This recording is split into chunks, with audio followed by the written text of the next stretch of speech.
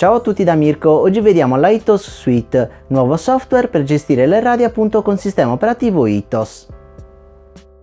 L'Itos Suite andrà a semplificare i processi di aggiornamento del bootloader, del modulo RF interno e del sistema operativo. Inoltre potremo gestire le immagini e i suoni direttamente dalla suite. Le radio supportate sono quelle della serie Tandem e quelle della serie Urus basate su modulo interno ISRM. Iniziamo quindi scaricando l'Itos Suite che troviamo nella pagina ufficiale. Il link come sempre è in descrizione. Qui ci viene sempre proposta l'ultima versione disponibile. Il mio consiglio è tenere la suite sempre aggiornata, quindi se avete una versione più vecchia di quella che vi propone il sito, scaricatela di nuovo. Io ho Windows, quindi clicco qui. A questo punto installiamo la suite, se vi compare una schermata simile andate in ulteriori informazioni, poi esegui comunque. La prima cosa da fare è verificare che il bootloader della radio abbia versione 1.2.10 o superiore. Questo si rende necessario per fare in modo che la radio sia compatibile al 100% con l'Itos Suite. Una cosa da chiarire però è che versione bootloader e versione Itos sono due cose diverse e non vanno di pari passo. Infatti potreste tranquillamente avere una versione di Itos superiore alla 1.2.10 ma un bootloader con versione inferiore.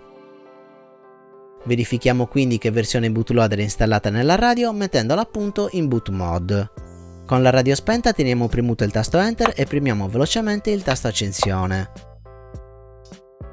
La versione bootloader verrà visualizzata qui nell'angolo in alto a destra. Se voi come nel mio caso non visualizzate nulla, significa che la versione bootloader è sicuramente più vecchia della 1.2.10 e va necessariamente aggiornata.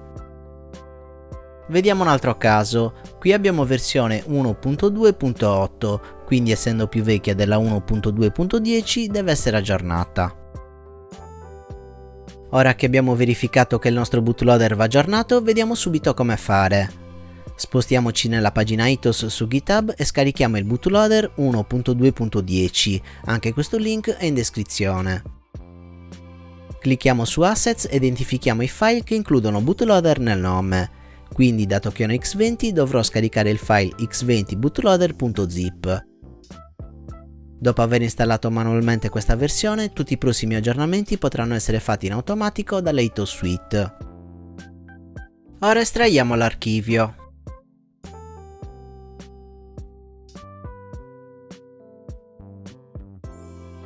A questo punto siamo pronti per aggiornare il bootloader, iniziamo avviando la suite. La schermata iniziale sarà questa. Ora che la suite è avviata posso collegare la radio al PC, ma mi raccomando deve essere spenta. Come vedete nel momento in cui collego la radio, qui è comparsa la scritta DFU Flasher, questo significa che la radio è stata riconosciuta dal sistema correttamente.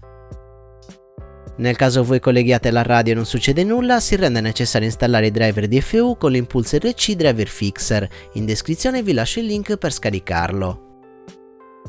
Chiudiamo la suite, scolleghiamo la radio dal PC e avviamo l'Impulse RC Driver Fixer.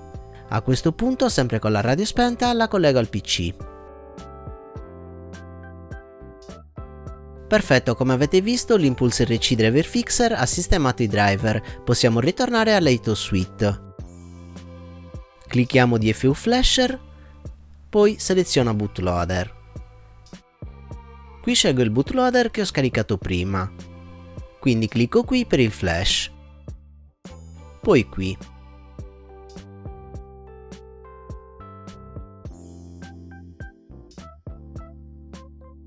Perfetto, bootloader aggiornato.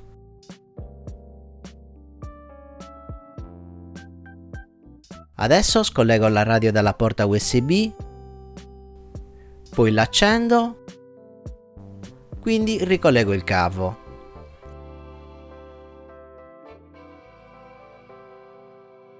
Infine scelgo FR Sky Suite. Come vedete qui è comparso X20 che è appunto il modello della mia radio, ci clicco sopra.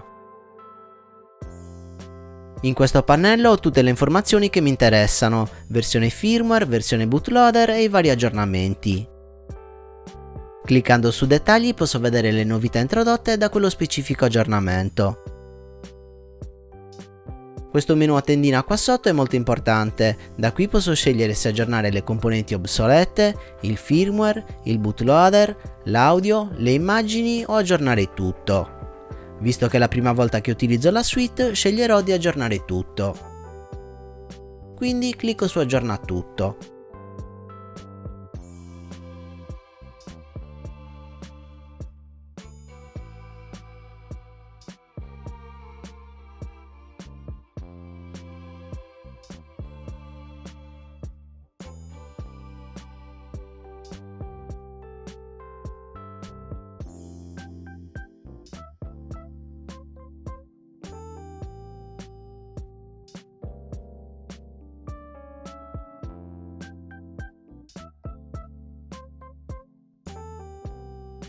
Perfetto, come vedete a questo punto tutto quello che c'era da aggiornare sulla mia radio è stato aggiornato. In conclusione posso dire che la Itos Suite è uno strumento veramente comodo e pratico, che dovrebbero assolutamente usare tutti i possessori di radio basati su questo sistema operativo. Con questo software si può avere la radio sempre aggiornata alle ultime funzionalità senza doverle andare a cercare sulle varie pagine GitHub. Per oggi è tutto, questo era il mio tutorial sulla Itos Suite. Se il video vi è piaciuto lasciate un like, iscrivetevi e attivate la campanella. Per supportare il canale vi ricordo di acquistare sempre attraverso il link in descrizione o diventando miei patrons cliccando il link a fine video.